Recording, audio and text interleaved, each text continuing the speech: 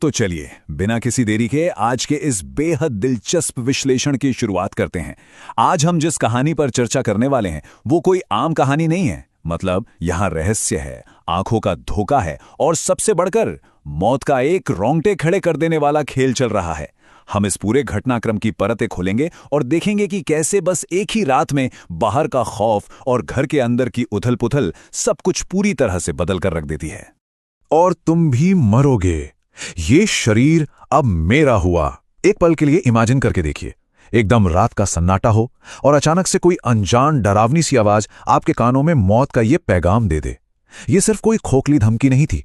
Phulpur highway पर हुए एक बेहद खौफनाक कत्ल से ठीक पहले की गई एक ऐसी घोषणा थी जिसने उस रात का पूरा माहौल ही पलट कर रख दिया। तो आखिर ये आवाज थी किसकी और उस रात असल में हुआ क्या था, आइए जानते हैं। तो चलिए सीधे चलते हैं हमारी कहानी के पहले हिस्से की तरफ, दो अनजान लाशें। सीन कुछ ऐसा है। आधी रात का वक्त है। शहर की भीड़ भाड़ से बहुत दूर सुनसान फूलपुर हाईवे पे एक कार खड़ी है। कार के अंदर रोहित और करण बैठे हैं और उनके साथ पिछली सीट पर एक लड़की है जिसे वो पैसों का लालच देकर वहां लाए हैं।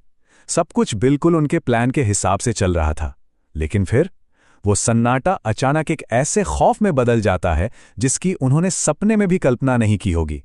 देखिए चीजें कितनी तेजी से बदलती हैं। रोहित कार से बाहर कदम रखता है बस एक सिगरेट पीने के लिए, और अगले ही पल सब कुछ खत्म। उसका दोस्त करण कार के बाहर खून से लथपथ मृत पड़ा मिलता है। लेकिन जो चीज इस पूरी घटना को सच में डरावना बनाती है वो है हवा में अचानक से फैलने वाली रात रानी के फूलों की बहुत तेज महक, और उसके साथ ही वो भयानक आवाज जो ये दावा करती है कि अब उस लड़की के शरीर पर उसका पूरी तरह से कब्जा है। मतलब कातिल जो कोई भी था वो बिजली की तरह तेज और बेहद खौफनाक था। अब आगे बढ़ते हैं दूसरे हिस्से पर, खूनी वधू या कोई खूंखार जानवर। सुबह जब ये दो क्षत-विक्षत लाशें लोगों के सामने आती हैं तो देखिए कैसे दो बिल्कुल अलग अलग थ्योरीज बन जाती हैं। एक तरफ हैं गांव वाले जो पूरी तरह दहशत में हैं। उनका मानना है कि यह पक्का खूनी वधू का काम है, यानी कोई भटकती हुई खतरनाक आत्मा। लेकिन दूसरी तरफ काशी जी का नजरिया एकदम अलग है। वो इस पूरे अंधविश्वास को साइड में रखकर एकदम लॉजिकल तरीके से सोचते हैं और कहते हैं कि भाई ये किसी आत्मा का नहीं बल्कि किसी जंगली जानवर का हमला लग रहा है। अब आप सोच रहे होंगे कि काशी जी इस नतीजे पर कैसे पहुंचे। तो उनका तर्क बहुत ही सीधा और स्पष्ट था। उनका कहना था कि देखिए, अगर हमला करने वाली कोई आत्मा होती जिसका कोई भौतिक शरीर ही नहीं है तो वो ज्यादा से ज्यादा हल्की फुल्की चोट ही पहुंचा सकती थी। लेकिन लाशों के सिर और गर्दन पर जिस तरह के गहरे और बड़े घाव थे वो किसी आत्मा का काम हो ही नहीं सकता। ऐसा भयंकर नुकसान सिर्फ और सिर्फ एक खूंखार जंगली जानवर ही कर सकता है ना? एकदम सॉलिड लॉजिक। ये तर्क गांव वालों की उस दहशत भरी थ्योरी को सीधी सीधे चुनौती देता है। अब जरा इस पूरे दिन के घटनाक्रम पर नजर डालते हैं कि कैसे ये रहस्य गहराता चला गया। सुबह के वक्त इन दो लाशों के मिलने से दहशत की शुरुआत होती है। दोपहर होते होते ये खबर आग की तरह पूरे गांव में फैल जाती है और हर कोई अपने अपने अंदाजे लगाने लगता है। लेकिन असली ट्विस्ट आता है शाम को, जब वीर सिंह ये अंदेशा जताता है कि हो ना हो ये दोनों लाशें सेठ जी की बेटी की शादी में आए मेहमानों की ही हैं। अब इस एक छोटी सी जानकारी ने इस अनजान कत्ल के केस को सीधे गांव के एक रसूखदार परिवार से जोड़ दिया। चलिए अब बाहर के खौफ से निकलकर घर के अंदर चलते हैं, अपने तीसरे हिस्से की तरफ, माही का एक्सीडेंट। हाईवे पर जो हुआ सो हुआ, लेकिन घर के अंदर का माहौल तब एकदम से तनावपूर्ण हो जाता है जब अचानक माही के कमरे से एक जोरदार चीख सुनाई देती है। माही जो पहले से ही बीमार है वो अपने बिस्तर से उठने की कोशिश में धड़ाम से नीचे गिर पड़ती है। उसके सिर पर गहरी चोट लगती है और वो वहीं फर्श पर बेहोश हो जाती है। अब जाहिर सी बात है इस घटना के बाद घर में तो अफरा तफरी मचनी ही थी। और बस यहीं से शुरू होती है असली घरेलू कलह।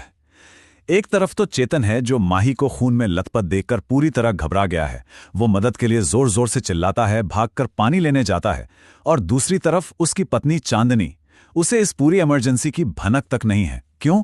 क्योंकि मैडम ने कानों में ईयरफोन लगाए हुए हैं और मस्त गाने सुन रही हैं।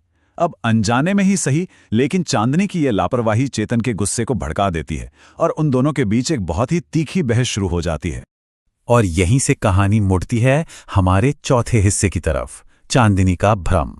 झगड़े के बाद जब चांदनी माही के कमरे की तरफ जाती है तो सवाल यह है कि आखिर उसने उस आधे खुले दरवाजे से ऐसा क्या देख लिया जिसने उसे अंदर तक तोड़कर रख दिया। कहते हैं ना कि कभी कभी हम जो देखते हैं सच उससे कोसों दूर होता है। यहां भी बिल्कुल वैसा ही कुछ हुआ।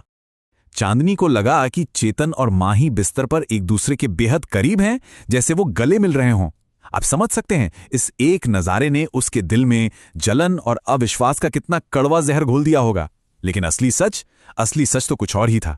चेतन बेचारा तो बस माही के बिस्तर के दूसरी तरफ रखी टेबल से उसकी दवाइयां उठाने के लिए आगे की तरफ झुक रहा था। यह कितना साधारण सा काम था, लेकिन देखने के एंगल ने इसे एक भयानक धोखे की तस्वीर में बदल दिया। और इस गलतफहमी का असर चांदनी के दिमाग पर बहुत गहरा पड़ता है। वो खुद को आईने में देखकर रोते हुए कहती है, मेरी किस्मत में प्यार लिखा ही नहीं है। लेकिन इसी उदासी के बीच वो एक बहुत ही कड़ा फैसला भी लेती है। वो ठान लेती है कि चाहे जो हो जाए वो अपनी शादी और अपने सिंदूर की रक्षा हर हाल में करेगी। ये पल उसकी गहरी तकलीफ और उसके मजबूत इरादे दोनों को एक साथ हमारे सामने रखता है। अब देखिए, बात ना करने से चीजें कैसे बिगड़ती हैं। चेतन वापस कमरे में आता है, अपने पहले वाले गुस्से के लिए माफी मांगने की कोशिश करता है, लेकिन चांदनी वो एकदम रूखे और कड़वे तरीके से जवाब देती है। चेतन को ये तो समझ आ जाता है कि चांदनी ने पक्का फिर से कोई बात दिल पे लगा ली है और चीजों को गलत समझ रही है। लेकिन दिक्कत यह है कि कोई भी खुलकर बात नहीं करता, और यही कम्युनिकेशन गैप उनके रिश्ते में एक ऐसी दरार पैदा कर देता है जिसे भरना अब बहुत मुश्किल था। और अब हम आ गए हैं इस विश्लेषण के 5वें और सबसे रहस्यमयी हिस्से पर, कालदूत की चेतावनी। शाम का वक्त है। काशी, जी, वीर सिंह और चेतन किताबों वाले कमरे में उसी खौफनाक कत्ल के बारे में चर्चा कर रहे हैं।